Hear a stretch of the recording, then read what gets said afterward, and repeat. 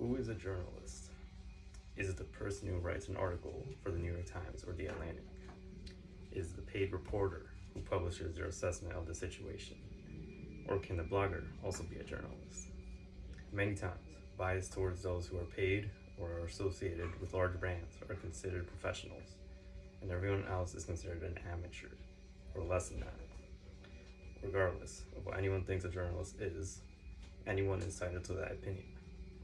The issue becomes when the recognition of who is a journalist becomes problematic in places like court. Generally, journalists are covered under the First Amendment by freedom of speech or freedom of the press, and the accompanying laws and protections that go with it.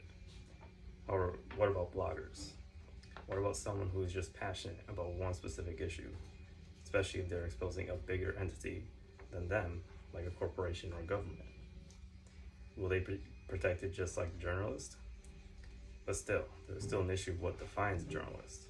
According to the American Press Institute, journalism is the activity of gathering, assessing, creating, and presenting news and information, and is also the product of these activities.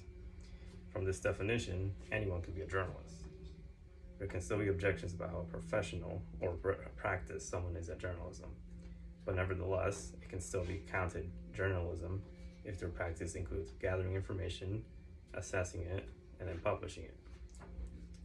In the famous case of Obsidian versus Cox, Cox was attempting to expose Obsidian for things like tax fraud.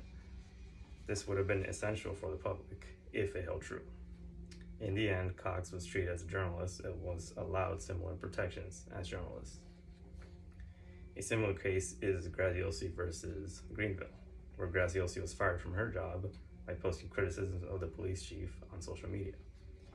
While the courts decided that there wasn't sufficient evidence for them to protect her speech, she still did mention things that were of public interest, despite personal criticism, so she had a case to make.